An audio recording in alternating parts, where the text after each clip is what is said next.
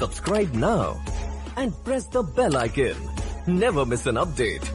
नमस्कार, जय हिंद दोस्तों। स्वागत है आप सभी लोगों का आपके अपने चैनल स्टडी विद भूषण पर। बहुत ही ज़बरदस्त ये वीडियो रहने वाला है। अगर आप मध्य प्रदेश शिक्षक वर्ग 3 की तैयारी कर रहे हैं, आज से हमने शुरुआत कर दी है। पहली क्लास ये है आपकी संस्कृत पेडागोजी की। तो चलिए, बहुत ही बेहतरीन वीडियो रहेगा, आप इन तक देखिएगा। ये आपके आगामी सभी शिक्षक भर्तियों के लिए महत्वपूर्ण क्वेश्चन रहेंगे। एकारस्य उच्चारण स्थानम भवति। एकारस्य का मतलब आपको बताना है ए और ऐ का उच्चारण स्थान कौन सा होगा। कंठा, कंठतालु, दंतोष्टम, सर्वे। एकारस्य उच्चारण स्थानम भवति यानी आपका ए और ऐ का उच्चारण स्थान होता है। तो कंठ होता है कि कंठतालु होता है, दंतोष्ट होता है या सर्वे आपका, यानी सर्वे का मतलब होता है सभी। तो ध्यान रखिएगा, क्वेश्चन आपको संस्कृत के ऐसे ही पेडागोजी में पूछे जाते हैं। तो आपका ए और ऐ का उच्चारण स्थान पूछा गया है।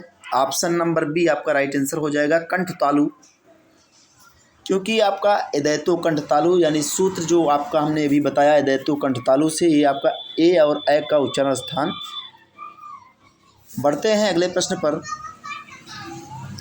अगला प्रश्न है आपका अनुवाद शिक्षणस्य विधि अस्ति, यानी अनुवाद शिक्षण की विधि है। आगमन विधि है कि नाट्य विधि है, द्विभाष विधि है या सभी।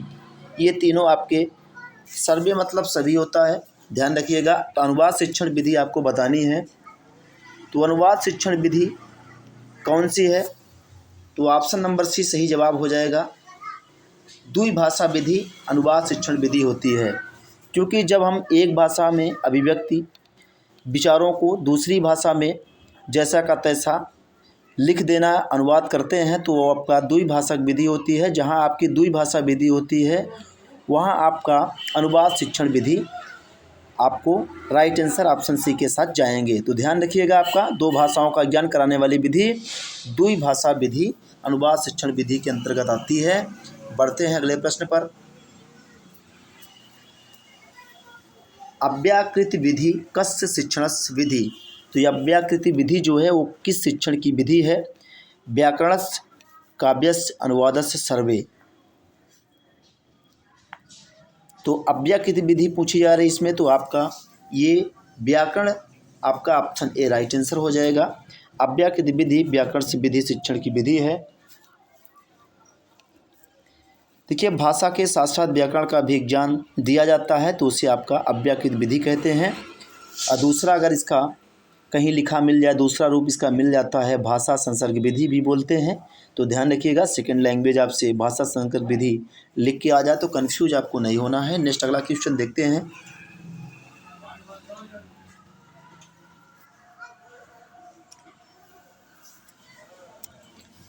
कस्य शिक्षण विधि यानी कौन सी शिक्षण विधि नियमात उदाहरणं प्रति शिक्षण सूत्रस्य अनुसरणं क्रियते। तो कौन सी शिक्षण विधि या नियम उदाहरण से शिक्षण सूत्र आपका नियम से उदाहरण की ओर अनुसरण करता है, ये आपको बताना है। निगमन विधि, आगमन विधि, दंडान्वय विधि, सर्वे। तो कस शिक्षण विधि नियम से उदाहरण की ओर शिक्षण सूत्र का है, तो वो आपका निगमन विधि में होता है, नियम से उदाहरण के प्रति। तो ऑप्शन नंबर ए आपका सही जवाब हो जाएगा। नियम से उदाहरण की ओर जिस शिक्षण सूत्र में प्रयोग होता है वो आपका निगमन विधि अनुसरण करती है। तो वहाँ नियमन विधि का अनुसरण हम करके नियम से उदाहरण प्रति शिक्षण सूत्र अनुसरण क्रियते। बढ़ते हैं अगले प्रश्न पर। सूत्रम कति विधम। सूत्रम कति विधम आपका ये जो है परिभाषा सूत्र 6, 7, 9, 10 ये सूत्र कति विधा। ये जो सूत्रम है किस विधम का है, तो आपका 6 राइट आंसर हो जाएगा। क्योंकि संज्ञा सूत्रम, परिभाषा सूत्र और विधि सूत्र, आदेश सूत्र, नियम सूत्र, अधिकार सूत्र।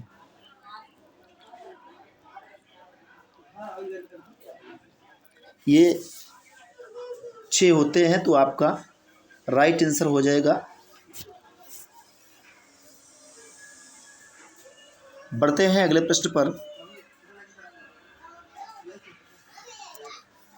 कोश विधि कस्य स्तरे प्रयोगा भवति।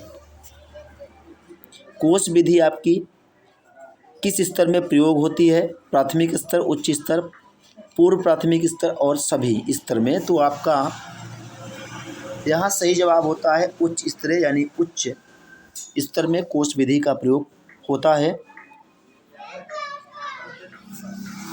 क्योंकि कोश विधि के अंतर्गत पाठ में आए पदों के कोश का ज्ञान कराया जाता है। यहाँ आपसे पूछा गया था कोश विधि कस्य स्तरीय प्रयोगा भवति, यानी कोश विधि का जो प्रयोग होता है किस स्तर में होता है। बढ़ते हैं अगले प्रश्न पर। निदानस्य अर्थमस्ति अधिगम विषय काठिन्यम दोषांच दूरीकरणम इति परिभाषा अस्ति, यानी निदान का अर्थ अधिगम विषय में कठिन दोषाम कठिन या दोष अधिगम में जो दोष होता है उसको दूर करने का जो परिभाषा है किसने दिया है? इति परिभाषा अस्ति किसकी है? CV गुड महोदय की, सिम्पसन की, मर्शेल की, पाणिनि की। तो निदानस्य अर्थमस्ति अधिगम विषय कठिन्यम दोषम, यानी CV महोदय ने ये कथन दिया है। उन्होंने कहा है कि सीखने के विषय में कमजोरियों को पता लगाना बताया है। तो ये आपका निदानस्य अर्थमस्ति अधिगम विषय कठिन दोषम, यानी अधिगम के समय जो दोष होता है सीखने की कठिनाई उसको दूर करने का जो परिभाषा दिया है CV गुड महोदय ने दिया है। बढ़ते हैं अगले प्रश्न पर। बालकानां विभिन्न बौद्धिक स्तरानुकूलम खाली स्थान भवेत्। भाषिक सामग्री चयनम, विषय सामग्री चयनम, साहित्यिक विधान चया एते सर्वे, यानी उपयुक्त सभी। तो बालकों के विभिन्न प्रकार के बौद्धिक स्तर के अनुकूल जो सामग्री का चयन होता है वो आपका भाषा सामग्री, विषय सामग्री, साहित्यिक विधानचय, यानी आपका ऑप्शन डी सही हो जाएगा। उपयुक्त सभी बालकों के विभिन्न प्रकार के बौद्धिक स्तर के अनुकूल ही विषय सामग्री का चयन, भाषाओं का चयन, साहित्यिक विधाओं का चयन करना चाहिए। बढ़ेंगे अगले प्रश्न पर। संवाद कस्य परीक्षाया भेदा अस्ति। तो संवाद जो है किस परीक्षा का भेद है ये आपको बताना है। लिखित परीक्षा, मौखिक परीक्षा, मूल्यांकन परीक्षा। ऑप्शन डी कह रहा सर्वे यानी सभी। तो संवाद आपका ये मौखिक परीक्षा का भेद है। ऑप्शन नंबर बी सही हो जाएगा, क्योंकि संवाद जो है आपका भाषण, तर्क वितर्क की बात होती है। तो ये आपका मौखिक परीक्षा का भेद है। अगला प्रश्न देखते हैं। सतत मूल्यांकनस्य अर्थः अस्ति, यानी सतत मूल्यांकन का अर्थ आपको बताना है इस क्वेश्चन में। मापनेन, संभाषणेन, लेखनेन, पठनेन। तो सतत मूल्यांकन का अर्थ होता है मापनेन यानी मापन। सतत व्यापक मूल्यांकन की अभिक्षमताओं व अभिरुचियों के क्षेत्र में निर्धारित करता है। सतत मूल्यांकन का अर्थ आपका मापन है। बढ़ते हैं अगले प्रश्न पर। अभिक्षमतानां अभिरुचेश्च क्षेत्राणि सुनिश्चितानि करोति, यानी अभिक्षमता आपकी जो अभिरुचि है ये किस क्षेत्र में सुनिश्चित करती है? आपका निदानात्मक परीक्षण, सतत व्यापकम मूल्यांकनम, उपचारात्मक परीक्षणम, किम अपनास्ति, यानी इनमें से कोई नहीं। तो आपका सही जवाब हो जाएगा अभिक्षमता अभिरुचि, यानी कितना सीखा है बच्चा अभी तक, सतत व्यापकम मूल्यांकन के अंतर्गत सुनिश्चित कर सकते हैं आप। तो ऑप्शन नंबर बी सही जवाब हो जाएगा। सतत व्यापक मूल्यांकन ही क्षमताओं और अभिरुचियों के क्षेत्र निर्धारित करता है। इस तरह आपके इम्पोर्टेंट पेडागोजी जो संस्कृत के थे, आपके एग्जाम में 15 क्वेश्चन संस्कृत के पूछे जाएंगे जो पेडागोजी के होंगे, शिक्षा शास्त्र। तो आपको इसे कंप्लीट कर लेना है। आज से वीडियो शुरू कर दी गई है। आपको रोजाना वीडियो मिलेगी। अगर आपको वीडियो अच्छा लगा है तो अपने दोस्तों के साथ वीडियो को शेयर करें, लाइक करें। आपके जितने भी सोशल मीडिया ग्रुप हैं वीडियो को शेयर करना ना भूलेंगे। अगर आप नए चैनल पर नए हैं, चैनल को सब्सक्राइब कर लें। मिलेंगे नेक्स्ट वीडियो में। वीडियो देखने के लिए आप सभी लोगों को बहुत बहुत धन्यवाद।